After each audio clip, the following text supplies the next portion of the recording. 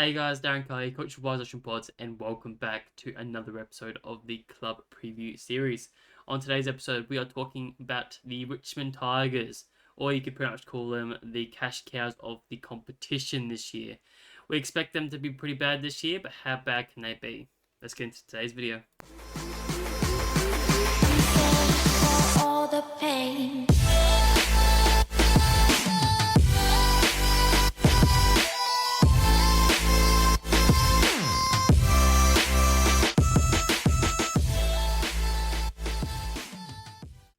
So the Richmond Tigers finished 18th in 2024, and what is probably going to be the start of a bit of a trend for them for the next probably couple of years until another team starts to drop down with them.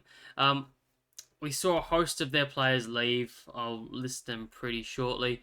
But what are we really expecting from them in 2025? Probably not a whole heap in terms of their progression. They're really looking just to bottom out and really develop those young guys that they've brought in this year through the draft.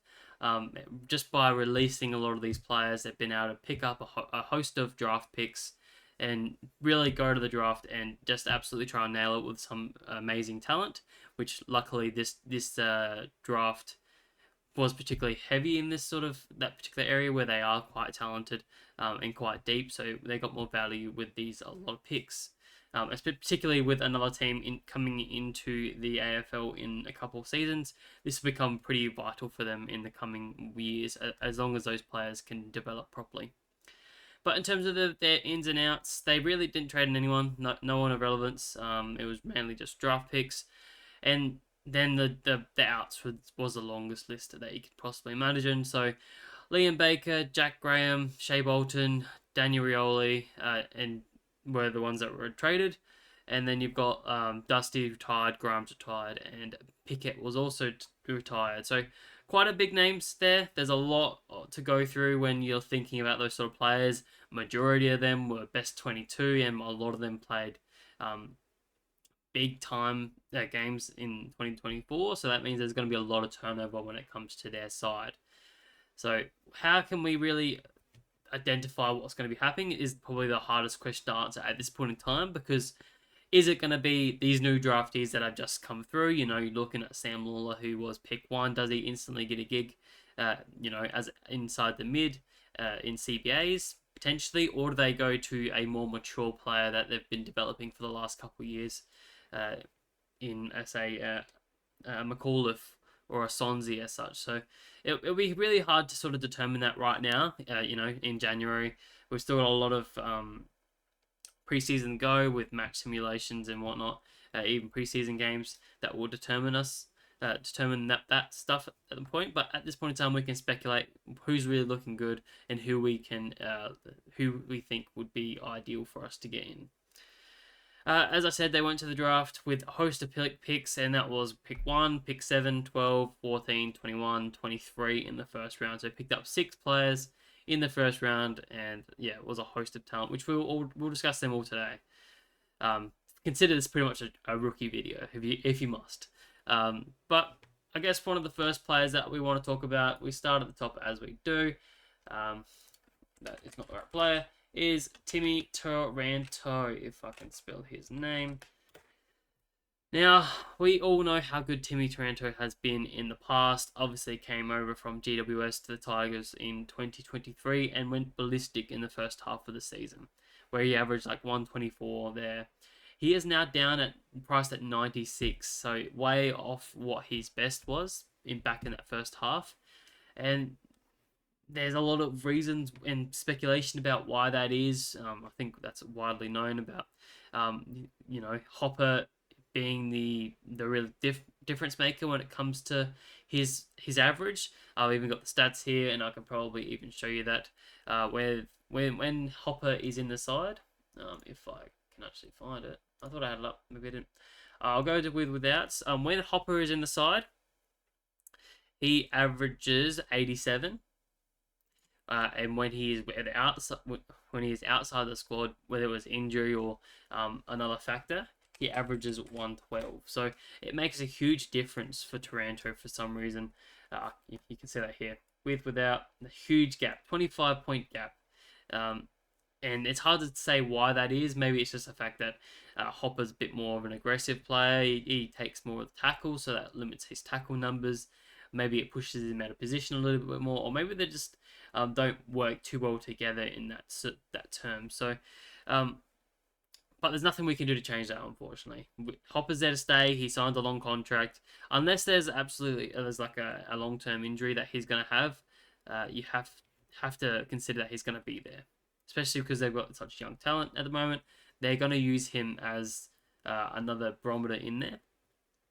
But I really think Taranto has the keys to this midfield. It's his until proven otherwise. So he's going to be the main man through there. Will they rely on him a little bit more? Like I was saying, with a lot of young rookies running through the team, will they start to look to those mature bodies just to take the load a little bit more? So that may mean some more points for Taranto coming up in the new season. Does that push him back to that 105 to 110 sort of areas in his average? We'll have to wait and see, but I do expect him to have a bit of a bump there. In terms of what he did in 2024, he did have a few injury-affected games throughout the season. There was one, particularly in round 20, and that makes him 4 points of value straight off the top. So that pretty much prices him at 100 if you consider that, in fact. So that can be a little bit of bump, but I really want a little bit more than that, just to sort of break him into that sort of top 8, top to 8 to top 10 sort of range in terms of midfielders, because at the end of the day, if you're picking a Taranto and paying up for him as like your M1, you really want him to be a keeper for the season. I don't think 100 is quite going to do it when, you got a lot of other players in that 105 to 110 sort of zone. I think there's probably a dozen or so players in that area. So he's not going to be a keeper for us if he only averages 100. We really need him to push that sort of barrier up further. The other factor that I'm thinking with what Richmond may do, are they going to start possessing the ball a little bit more with, damage limitation? We've seen it with the likes of North, what they've done over the last sort of 4 or 5 years. You're talking, I only talked about the North a couple of days ago, but your Zeebles, your Halls, your Sheasels and stuff like that. Are we going to start to see a new development in their game style where they're going to chip it around the back half a little bit more, just really limit the damage that they're going to see on the scoreboard as such? So that could mean a lot more points for the likes of a Taranto, who does sort of work back quite hard and works on turnover quite well. So he could definitely take some benefit off that. The other thing I wanted to say about Taranto is that it is a really tough run to start the season. I'll quickly get the numbers up if I can find them. Scale of hardness. So the Tigers go Carlton, Port, Saints, Lions, and Freo, all of which are rated as a hard matchup currently. Port being the hardest one as a dark red. So it's not looking like a great start for the likes of Taranto or any midfielder for Richmond at this point in time. Obviously, this is last year's data. Things could change. The likes of St Kilda, they're having a huge development, a huge change in their midfield that could obviously make them a lot easier to score against. Who knows? But we've got to go off last year's data because that's going to be the most accurate in terms of what we expect from them. But really, Taranto, I don't think he's going to be starting in my side. It's very unlikely for me at this point in time. I want to see a little bit more on the bone. The only way I probably lock him in my side is if Hopper is injured for an extended period of time, and then I'll probably lock him in because I think he could easily average over 110 in that case. The next player who is very popular is Jaden Short. He is priced at 825k, so he is down on his normal average where he's been averaging 92 to 97 for the last 3 years there. He went 93, 97 and 92 before falling off this year to an 80. Now, the only thing that I could really tell that changed in that year is that he took more kick-ins. Now, normally that would mean a good thing for defenders. Taking more kick-ins means you get that extra possession, but he was mostly on this receiving end when he wasn't taking kick-ins. He always got that plus 3 for a mark and then got that plus 3 for a kick. So that meant he was down on his marks, not by a whole lot, but he's down by over 1 mark there in his average. In his average, and also his tackles were down as well. So whether that his role just slightly changed, weren't relying on him too much. I really don't think it's too much of a worry when we're looking at selecting him this year. We expect the ball's going to be down the back half a lot, means a lot more kick-ins.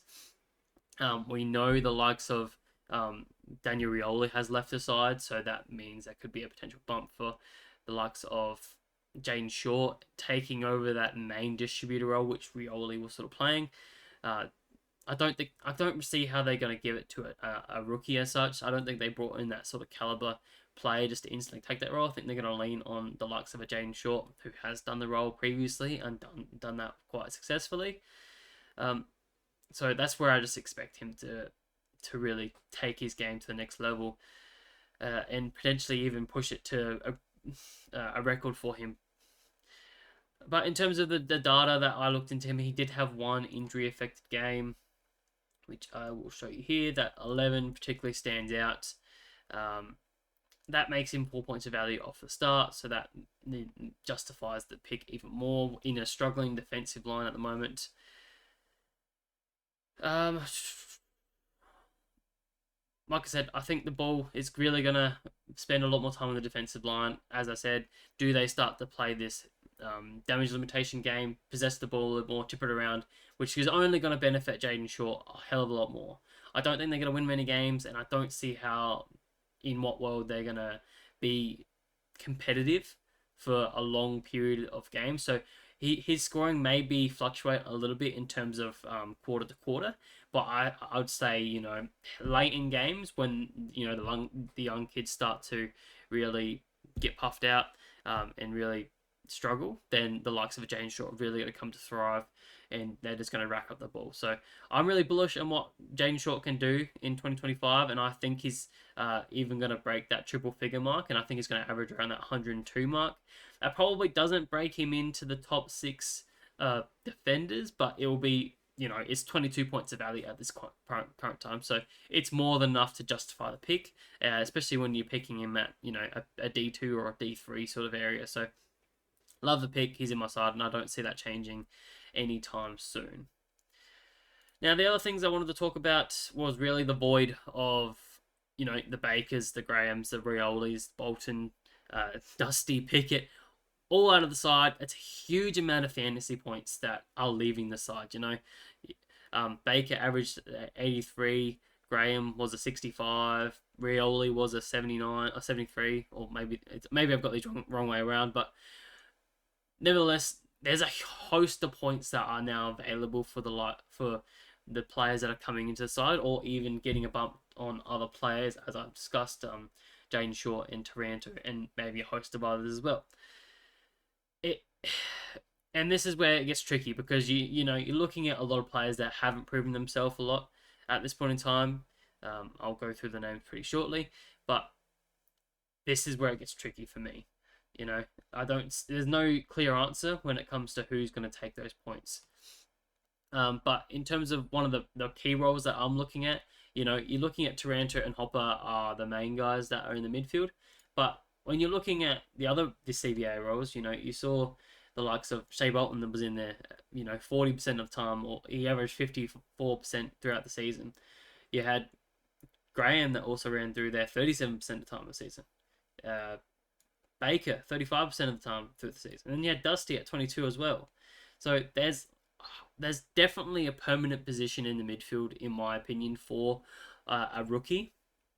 Whether that's a rookie or a mature age player that they've been developing is yet to be seen.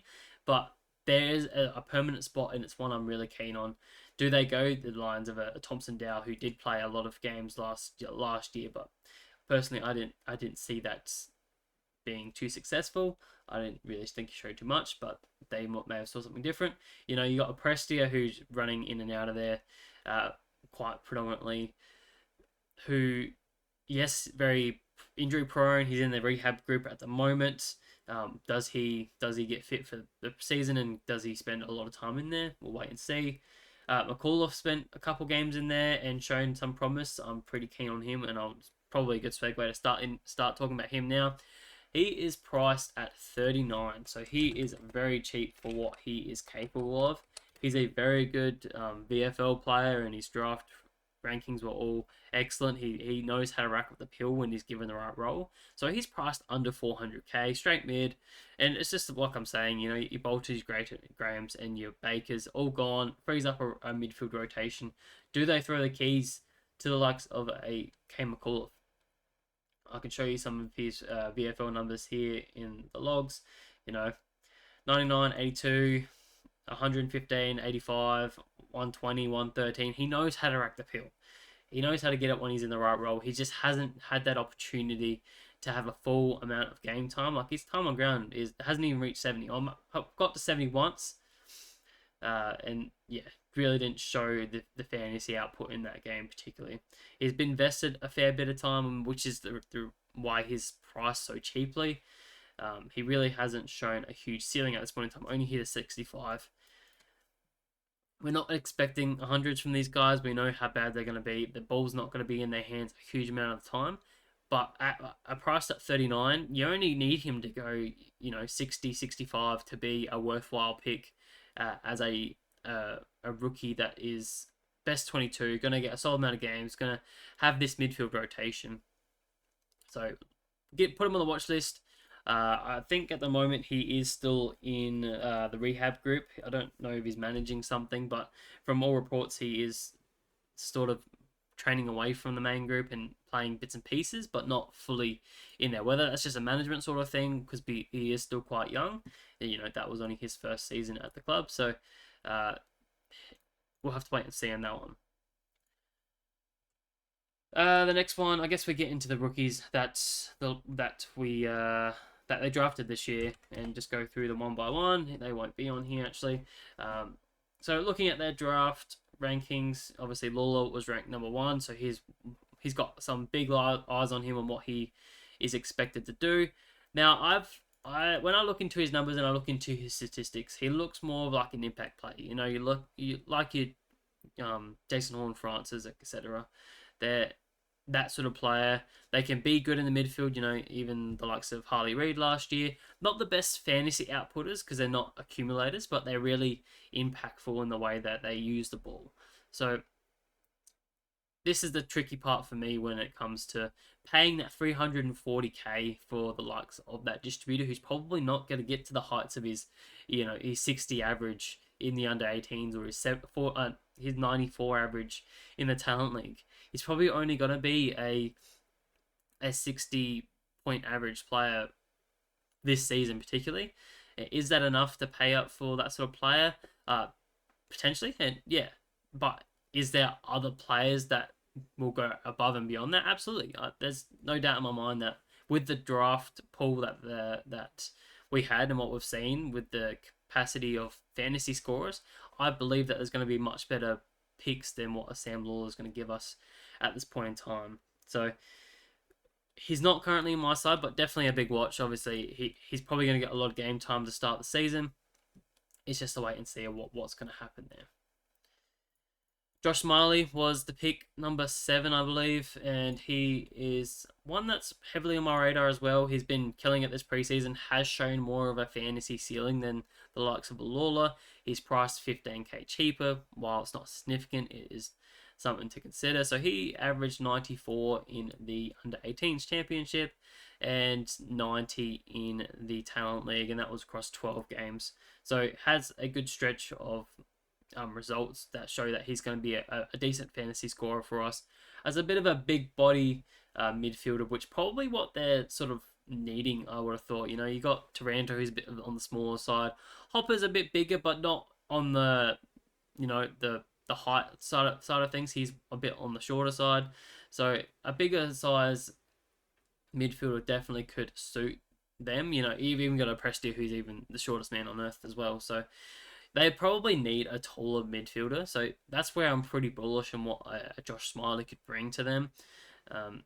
It's probably between him and McAuliffe that gets the midfield role, in my opinion. It's just whether they both get up for round 1. Smiley is also in the rehab group from all reports. So whether, again, not hearing any injury, it's just a matter of management, I believe, just with these new draftees. Moving on, you got Hotten. however you want to say that, he is a small. Sorry, he probably not as fantasy relevant in my eyes, particularly because he has an ACL he had in May, so he's not going to be expected to play and be fully recovered until mid-season. So he's not one that we're going to start with, but definitely one that could come into the side relatively in the mid-season as a bit of a cheaper option for us when we want to look to downgrade. Mid-forward status, so could potentially be quite one to keep an eye on, but he's not anything that I would have thought he's going to be amazing. He didn't average anything in there, but he did average 114 in the Talent League. So definitely showing he's got some fantasy capacity. One to keep an eye on. Jonty Full, priced at 301k. He is a tall forward, so again, probably not super fantasy relevant. Averaged 47 and 70 respectively in both those leagues. Now, the interesting thing with Richmond is that Cozzy is playing a defensive role at the moment in of all the team and the match sims. He's being moved away from the forward line and playing a key defensive role or an interception role. So that frees up the likes of a key spot. You got Tom Lynch, who's also questionable in terms of his fitness. He's barely played any games in the last season. Whether he gets up for this season is yet to be seen. But that's when it comes a bit interesting with a Fonte, a Full, is does he slot in and do they just give him game time to just work through it and do the best he can? What do they really have to lose besides putting game time into these rookies? So that's where I can see Jonty coming into the side quite quickly, but this is probably only if we're really struggling with your likes of your forward rookies. Bench option only. I wouldn't put him on field. I don't expect him to average anywhere near 50s. The ball's not going to spend a huge amount of time on their forward line, and putting a lot of pressure on a young kid's shoulders is very unlikely. They've got him named in the best 22 currently, so that will be interesting to see. Alongside the other rookie in Harry Armstrong, who was another rookie that they picked up. His averages were even less with 59 and 60. Again, key forward, tall forward. I don't expect too much from them, so just one to put on the watch list. If they get game time, if we're struggling with forward line rookies, then get onto him. The other rookie that gives me a bit of interest is the likes of a Luke Trainer. So he is priced at 279k. He's a tall intercepting defender. Average 81 in the under 18s over 4 games and 80 in the Talent League over 5 games. With Noah Bolton missing the first 5 games of the season, could this be a replacement for him for that duration? And that 5 games could be enough just to give him enough cash generation that we can move him on quite quickly. It doesn't take a huge amount. They really just who slots into that Noel Bolter role that they don't have for the first 5 games. Is it the likes of a Cozzy that is playing a defensive role at the moment? They really need that second key forward. I know they got Josh Gibcus, who I will speak about in a second, or I'll speak on it now. Josh Gibcus is a 230k key defender. We've seen him make his debut, I believe, in 2020. He is a key defender, so he's not one that's going to be super fantasy relevant in terms of his output. I think in that year he averaged 45 or something in that range, so nothing significant. But again, if we're struggling for defender rookies, he could be one that just slots onto our benches as a slow burn. We know he's going to be best 22 as long as he is fit. At this point in time, he's still on light duty, so it's a bit questionable if he's going to get up to be ready for round 1. But we'll wait and see on that. But besides that, I really had no one else I wanted to really talk about. I did mention that the likes of Sonzi. I don't mind him. He is absolutely killing it at the moment in the match simulations, playing a bit of a mid wing role. So it'd be interesting to see how that goes. Obviously, everyone's playing mid role at the moment in match simulation, so I don't read into it too much. I want to see more on field. Sam Banks and Caleb, what's his name? Caleb Smith is the one I'm interested in as a halfbacker. They are killing it on halfback at the moment, so they're ones I want to keep an eye on as cheap defenders. Besides that, it's really no one else picked of interest. I know Tom Lynch is very cheap after he's been in and out of the side for probably the last 2 years, so he's priced down at like 450k. Again, I don't expect the ball to be in their forward line very often, so I don't think the average is going to be there for him. With when we saw his last average was when they were competing for premierships and winning them as such. So don't think it's going to be a huge year for him, and that's why I've really crossed him off. I'm not a huge fan of these key position players, so that probably does it for today's video. Hopefully, you guys have enjoyed, listening to the Richmond Best 22. If you have any questions, please go into my bio. I've got a QU link, which you can ask me a private question, a question that you may not want your friends to know about. Maybe there's a player that you're pretty keen on, but no one's speaking about. Drop it in there. I'm happy to give you a 5-minute response. As I do, I like to blabber a fair bit, so happy to do that. And besides that, please subscribe. I'm trying to get to 1,000 subscribers before the start of the season, which is still 50 odd days away. So got plenty of time to get 200 subscribers. I've just hit 800, so really thankful for all that. But yeah, really trying to push to 1,000 subscribers by the start of the season. Besides that, I'll leave it to it, and I'll catch you guys in the next video. Bye.